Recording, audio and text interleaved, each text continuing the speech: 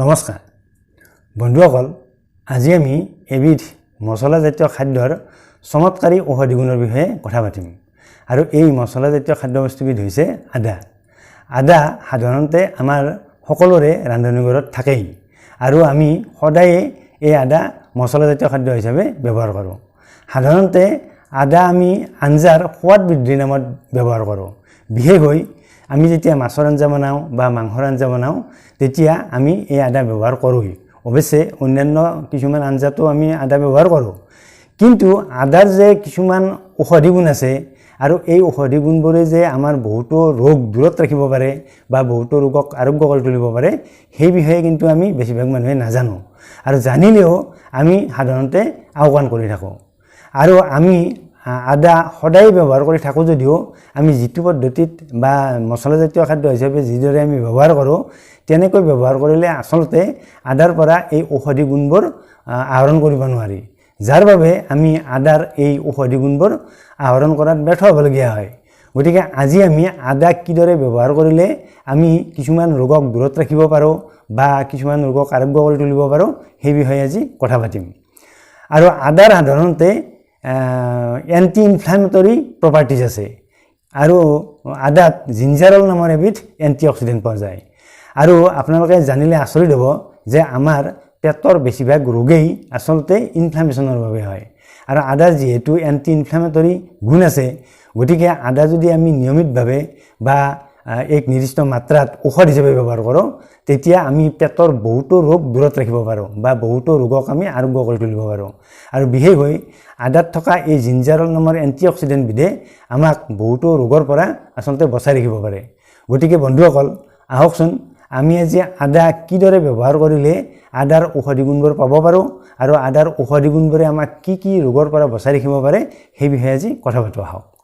আপোনালোকে যদি ভিডিঅ'টি চাই উপকৃত হ'ব বুলি ভাবে তেনেহ'লে ভিডিঅ'টিত লাইক এটা কৰিব।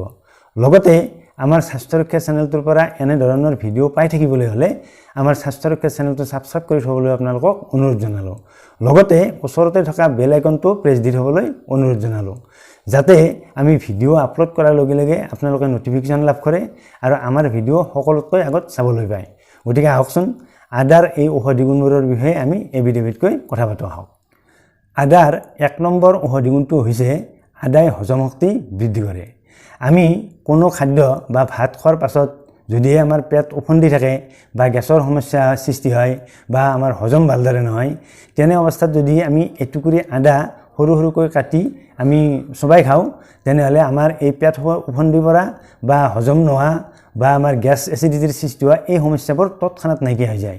কিয়নো আদা খালে আমাৰ পাকস্থলীৰ ভিতৰত আচলতে এই পাচকৰস নিঃসৰণ প্ৰক্ৰিয়াটো বৃদ্ধি হৈ যায়, যাৰ বাবে আমাৰ যেতিয়া পাকস্থলীত পাচকৰসৰ পৰিমাণ বাঢ়ি যায় তেতিয়া আমাৰ খাদ্যবস্তুবোৰ হজম হয়, আৰু খাদ্যবস্তু ভালদৰে হজম হোৱাৰ লগে লগে আমাৰ পেট উফন্দি পৰা বা গেছৰ সৃষ্টি হোৱা এনেধৰণৰ সমস্যাবোৰ নাইকিয়া হৈ যায়। আচলতে আমাৰ পেটৰ বেছিভাগ সমস্যাই ইনফ্লামেশ্যনৰ বাবে হয়। আদাৰ যিহেতু এণ্টি ইনফ্লামেটৰী প্ৰপাৰ্টিজ আছেই, গতিকে আদা খোৱাৰ লগে লগে আমাৰ পেটৰ ভিতৰত যিটো ইনফ্লামেশ্যন হয় সেই ইনফ্লামেশ্যন লগে লগে ভাল হৈ যায়, আৰু ইনফ্লামেশ্যন ভাল হোৱাৰ লগে লগে আমাৰ যি বদহজমৰ সমস্যা বা গেছৰ সমস্যা এনেধৰণৰ সমস্যাবোৰ নাইকিয়া হৈ যায়। যিহেতু আদাৰ এণ্টি ইনফ্লামেটৰী গুণ আছে, এই এণ্টি ইনফ্লামেটৰী গুণেই আচলতে আমাৰ খাদ্যবস্তু হজমত সহায় কৰে, আৰু খাদ্যবস্তু হজম হোৱাৰ ফলত বা খাদ্যবস্তু আমাৰ সঠিকভাৱে হজম হোৱাৰ ফলত আমাৰ গেষ্ট্ৰাইটিছৰ যিবোৰ সমস্যা সেই গেষ্ট্ৰাইটিছৰ সমস্যাবোৰ নাইকিয়া হৈ যায়। আৰু যিসকল লোকে দীৰ্ঘদিনৰ পৰা কনষ্টিপেশ্যনৰ নিচিনা সমস্যাত ভুগি আছে বা পেটৰ অন্যান্য সমস্যাটো ভুগি আছে তেওঁলোকে আচলতে আদা যদি খায় তেনেহ'লে পেটৰ এই ইনফ্লামেশ্যনজনিত সমস্যাবোৰৰ পৰা অতি সোনকালে আৰাম পায়। আদাৰ 2 নম্বৰ স্বাস্থ্য উপকাৰিতাটো হৈছে আদা খালে শৰীৰৰ ৰক্ত সঞ্চালন প্ৰক্ৰিয়া ভাল হয়। শৰীৰৰ ৰক্ত সঞ্চালন প্ৰক্ৰিয়া ভাল হোৱাৰ ফলত শৰীৰৰ প্ৰতিটো অংগ বা প্ৰতিটো কলাকোষলৈ আচলতে অক্সিজেন সৰবৰাহ হয়, আৰু শৰীৰৰ প্ৰতিটো কলাকোষেই অক্সিজেন লাভ কৰি বেছি কাৰ্যক্ষম হৈ উঠে। গতিকে আদা খালে আচলতে শৰীৰৰ শক্তি বৃদ্ধি পায়। সেইবাবে যিসকল লোকে শাৰীৰিক দুৰ্বলতাত ভুগি থাকে তেওঁলোকে যদি আদা খায় তেনেহ'লে তেওঁলোকৰ শৰীৰৰ এই দুৰ্বলতা অতি সোনকালে দূৰ হয় আৰু শৰীৰ শক্তিশালী হৈ উঠে। যিসকল লোকে বিভিন্ন স্বাস্থ্য সমস্যাৰ বাবে শাৰীৰিক দুৰ্বলতাত ভুগি থাকে তেওঁলোকে যদি নিয়মিতভাৱে আদা খায় তেনেহ'লে তেওঁলোকৰ এই শৰীৰৰ দুৰ্বলতা অতি সোনকালে দূৰ হয়। যাৰ বাবে যিসকল পুৰুষে আচলতে শাৰীৰিক দুৰ্বলতাত ভুগি আছে বা তেওঁলোকৰ প্ৰজনন শক্তিৰ আচলতে দুৰ্বলতা থাকে, তেওঁলোকে যদি নিয়মিতভাৱে আদা খায় তেনেহ'লে তেওঁলোকৰ এই প্ৰজনন শক্তি বৃদ্ধি পায়। গতিকে প্ৰজনন শক্তিৰ যিসকলে দুৰ্বলতাত ভুগি থাকে তেওঁলোকে আদা খাব লাগে। আদাত জিঞ্জাৰল নামৰ এবিধ অতি শক্তিশালী এণ্টিঅক্সিডেণ্ট থাকে আৰু এই শক্তিশালী এণ্টিঅক্সিডেণ্টবিধে আমাৰ শৰীৰত বিভিন্ন কাৰণত বা পৰিৱেশৰ প্ৰভাৱত যিবোৰ অক্সিডেটিভ টেষ্টৰ সৃষ্টি হয় আৰু এনে অক্সিডেটিভ টেষ্টৰ বাবে আমাৰ শৰীৰত যিবোৰ ফ্ৰী ৰেডিকেলৰ সৃষ্টি হয়, এই ফ্ৰী ৰেডিকেলবোৰেই সাধাৰণতে আমাৰ বিভিন্ন ৰোগৰ সৃষ্টি কৰে। কিন্তু এই জিঞ্জাৰল নামৰ এণ্টিঅক্সিডেণ্টবিধে এই ফ্ৰী ৰেডিকেলবোৰক অতি সহজে ধ্বংস কৰিব পাৰে আৰু আমাৰ শৰীৰ সুস্থ কৰি ৰাখিব পাৰে। আৰু আদা যদি নিয়মিতভাৱে সেৱন কৰা হয় তেনেহ'লে আমাৰ যদি কেতিয়াবা কাহ, জ্বৰ, চৰ্দি এনেধৰণৰ অসুখ হয় তেনেহ'লে আদাই এনেধৰণৰ ৰোগবোৰ অতি সোনকালে ভাল কৰি দিব পাৰে। গতিকে চৰ্দি, জ্বৰ, কাহ, বিশেষকৈ কফ বা যিসকলৰ বুকুত কফ বহি যায় তেনেধৰণৰ সমস্যাটো আদাই অতি সোনকালে এনেবোৰ সমস্যা ভাল কৰি দিব পাৰে। গতিকে চৰ্দি, জ্বৰ, কাহ বা বিভিন্ন ধৰণৰ সমস্যাত আদাই আচলতে মহৌষধ হিচাপে কাম কৰে। আদা খালে যিহেতু শৰীৰৰ ৰক্ত সঞ্চালন প্ৰক্ৰিয়া ভাল হয়, সেইবাবে আদাই আচলতে আমাৰ শৰীৰৰ টেম্পাৰেচাৰ নিয়ন্ত্ৰণ কৰি ৰাখিব পাৰে। বা যিসকল লোকে হঠাতে ঠাণ্ডা অনুভৱ কৰে তেওঁলোকে যদি এটুকুৰি আদা খায় তেনেহ'লে তেওঁলোকৰ এই ঠাণ্ডা ভাৱ অতি সোনকালে দূৰ হয়। গতিকে আদাই আমাৰ শৰীৰৰ টেম্পাৰেচাৰ মেইনটেইন কৰি ৰখাটো সহায় কৰে।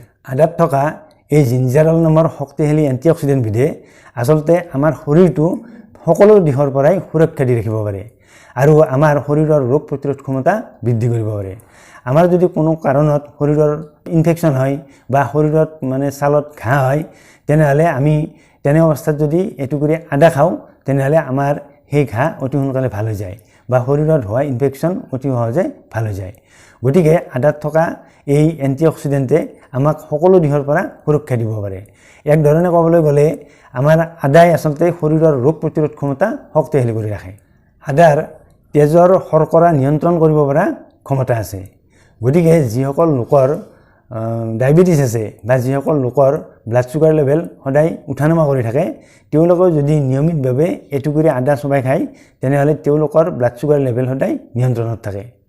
আদা খালে শৰীৰৰ মেটাবলিজম ৰেট বৃদ্ধি হয়, যাৰ বাবে যিসকল লোকে অভাৰৱেটৰ নিচিনা সমস্যাত ভুগি আছে তেওঁলোকে যদি নিয়মিতভাৱে এটুকুৰি আদা খায় তেনেহ'লে তেওঁলোকৰ শৰীৰৰ মেটাবলিজম ৰেট বৃদ্ধি হয় আৰু তেওঁলোকৰ শৰীৰত জমা হোৱা চৰ্বি বাৰ্ণ হৈ তেওঁলোকৰ ওজন নিয়ন্ত্ৰণত হয় বা ওজন কমে। গতিকে যিসকল লোকে অভাৰৱেটৰ নিচিনা সমস্যাত ভুগি আছে তেওঁলোকেও যদি এটুকুৰি আদা নিয়মিতভাৱে খোৱাৰ অভ্যাস কৰে তেনেহ'লে তেওঁলোকৰ ওজন সদায় নিয়ন্ত্ৰণত থাকে বা ওজন কমিবলৈ আৰম্ভ কৰে। আদাই বমি ভাৱ দূৰ কৰে। যিসকল লোকে গাড়ীত গ'লে বমি ভাৱ হয় বা বমি কৰি যায় তেওঁলোকে যদি গাড়ীত যোৱা সময়ত লগত এটুকুৰি আদা ৰাখে আৰু আদা টুকুৰি যদি চোবাই যায় তেনেহ'লে তেওঁলোকৰ এই বমি ভাৱ অতি সহজে দূৰ হয়।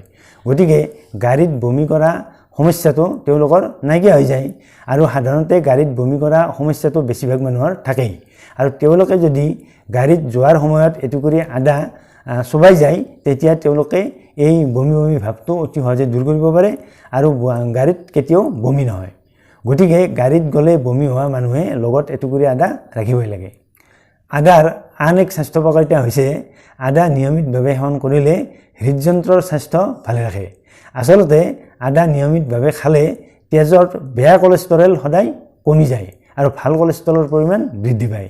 ইয়াৰ বাবে আমাৰ শৰীৰৰ ধমনীবোৰ বিশেষকৈ হৃদযন্ত্ৰৰ ভিতৰৰ নলিকাবোৰ সদায় পৰিষ্কাৰ হৈ থাকে আৰু এনেদৰে হৃদযন্ত্ৰ যেতিয়া পৰিষ্কাৰ হৈ থাকে বা ৰক্তবাহী নলিকাবোৰ পৰিষ্কাৰ হৈ থাকে তেতিয়া হাৰ্ট ব্লকেজ হোৱাৰ সম্ভাৱনা নাথাকে আৰু হাৰ্ট ব্লকেজ হোৱাৰ সম্ভাৱনা নথকা মানেই আচলতে হাৰ্টৰ স্বাস্থ্য ভালে থাকে আৰু হাৰ্টৰ স্বাস্থ্য ভালে থকা মানে আচলতে উচ্চ ৰক্তচাপজনিত ৰোগবোৰো আচলতে প্ৰিভেণ্ট হৈ থাকে।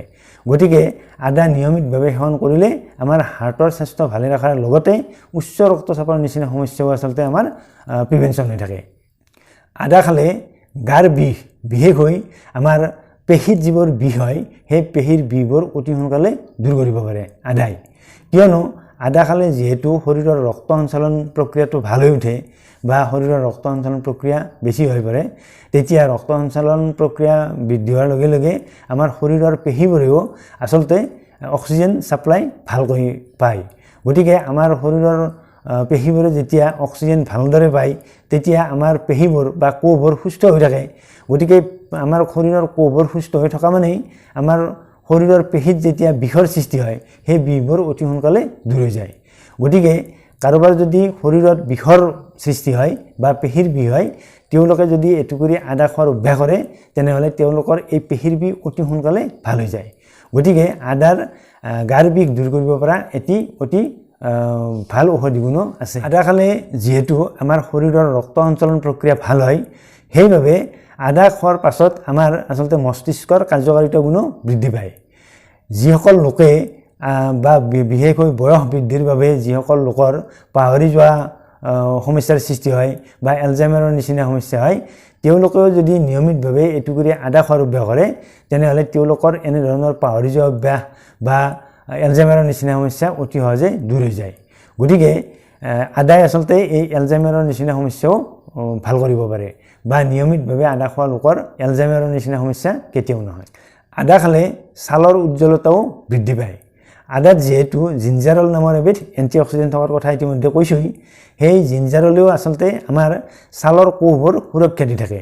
গতিকে জিঞ্জাৰলে আমাৰ ছালৰ কোষবোৰ নষ্ট নোহোৱাকৈ ৰখাৰ ফলতো আমাৰ ছালৰ উজ্জ্বলতা বৃদ্ধি পায়। আনহাতে আদাৰ যিহেতু আমাৰ শৰীৰৰ ৰক্ত সঞ্চালন প্ৰক্ৰিয়া ভাল কৰিব পৰা গুণ আছে, যাৰ বাবে আমাৰ ছালখনো উজ্জ্বল হৈ থাকে। গতিকে আদা নিয়মিতভাৱে খালে আমাৰ ছালৰ উজ্জ্বলতা বৃদ্ধি পায় বা ছালৰ কোনো ধৰণৰ সমস্যাৰ সৃষ্টি নহয়। আদাৰ আচলতে এনেধৰণৰ বহুতো ঔষধি গুণ পোৱা যায়।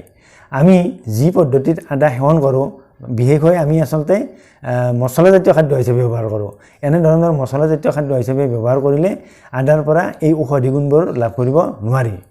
আদা আচলতে এটুকুৰি সৰু আদা সৰু সৰুকৈ কুটি চোবাই চোবাই খাব লাগে বা এক কাপ পানীত এটুকুৰি সৰু আদা সৰু সৰুকৈ কুটি চাহ বনাই খাব লাগে।